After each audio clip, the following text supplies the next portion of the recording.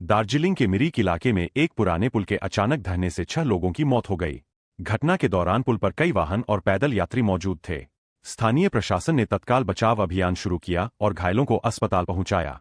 यह हादसा क्षेत्रीय बुनियादी ढांचे की कमजोरी को उजागर कर रहा है, जिसकी जांच चल रही है। उत्तर प्रदेश के बरेली में जुमे की नमाज से पहले 48 घंटे के लिए इंटरनेट सेवा बंद।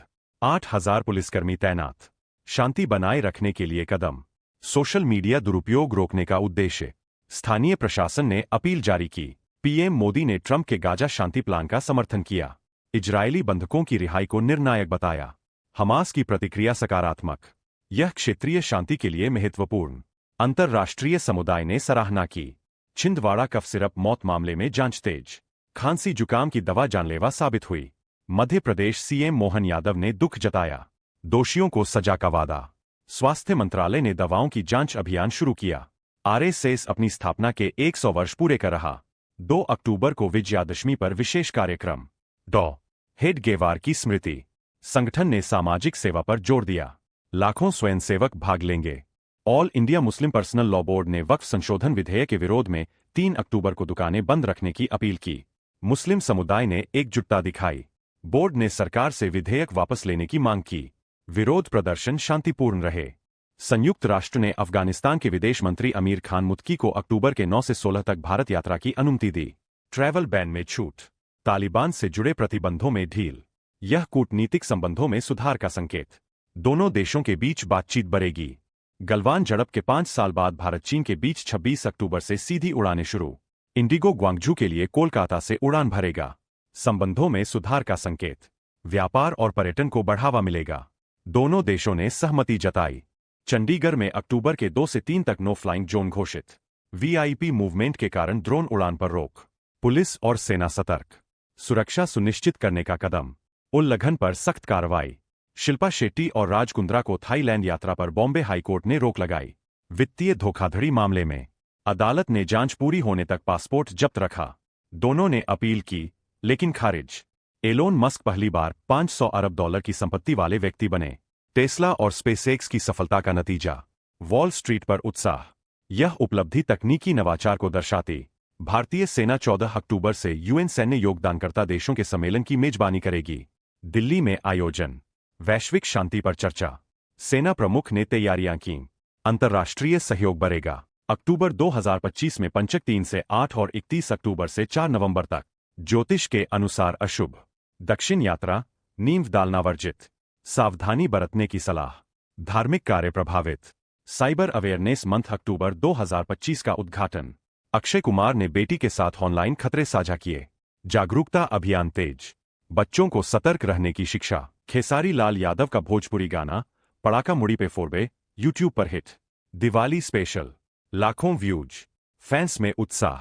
संगीत जगत में चर्चा। भारतीय क्रिकेट टीम ऑस्ट्रेलिया में 19, 23, 25 अक्टूबर को 3 वनडे खेलेगी। रोहित कप्तानी में। चयनकर्ताओं ने स्क्वाड घोषित। सीरीज रोमांचक रहेगी। अमृत भारत एक्सप्रेस 3.0 योजना का विस्तार। नई ट्रेनें जोड़ी गईं। ग्रामीण कनेक्टिविटी मजबूत। रेल मंत्री ने उद्घाटन किया। यात्रियों को सुविधा। बैंके बिहारी मंदिर पर सुप्रीम कोर्ट का फैसला। भूमि विवाद सुलझा। मंदिर पक्ष को राहत। वकीलों ने स्वागत किया। धार्मिक स्थलों की सुरक्षा बढ़ेगी।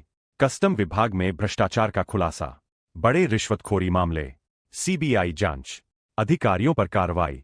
व्यापारियों ने शिकायत की। सुधार के उपाय। कोसी नदी पर स्थित बैराज के सभी 56 गेट खोल दिए गए हैं, जिससे बाढ़ का खतरा बढ़ गया है। लगातार हो रही बारिश से जलस्तर तेजी से बढ़ रहा है। बिहार सरकार ने आसपास के जिलों में अलर्ट जारी किया और लोगों को सुरक्षित स्थानों पर जाने की सलाह दी। राहत कार्य तेज कर दिए गए हैं। बिहार विधानसभा चुनाव की तैयारी में बीजेपी ने पटना में शाम 6 बजे महत्वपूर्ण बैठक बुलाई।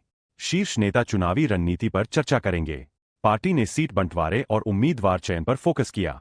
यह बैठक विपक्षी महागठबंधन को कड़ी टक्कर देने की योजना बनाएगी। कार्यकर्ताओं में उत्साह व्याप्त है। मध्य प्रदेश के छिंदवाड़ा में 10 बच्चों की मौत के मामले में डॉक्टर प्रवीण सोनी को गिरफ्तार किया गया। उन्होंने खांसी की दवा में जहरीली सामग्री मिलाई थी। पुलिस ने दवा की जांच कराई, जिसमें मिलावट पाई गई। स्वास्थ्य विभाग ने सख्त कार्रवाई का ऐलान किया। परिवारों को न्याय का वादा किया गया। अमेरिकी जज ने ट्रंप प्रशासन को बड़ा झटका देते हुए पोर्टलैंड में नेशनल गार्ड की तैनाती पर रोक लगा दी। यह फैसला प्रदर्शनकारियों के अधिकारों की रक्षा के लिए आया। प्रशासन ने अपील करने का फैसला किया। शहर में तनाव कम होने की उम्मीद है।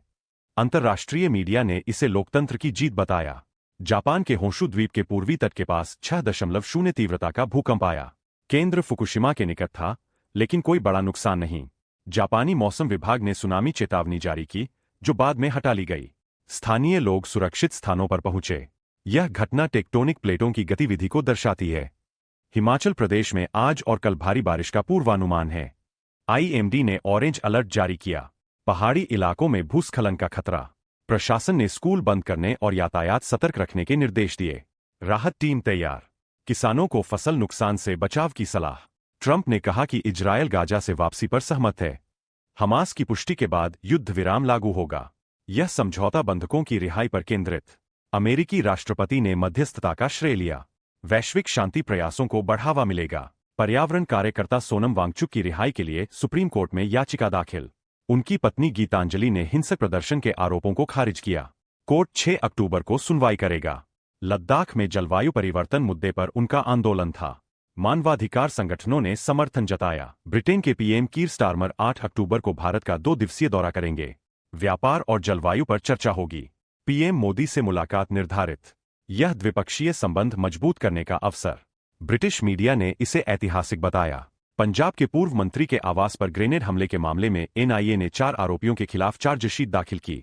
जांच में खालिस्तानी तत्वों की संलिप्तता सामने आई। आरोपी आतंकी संगठनों से जुड़े पाए गए।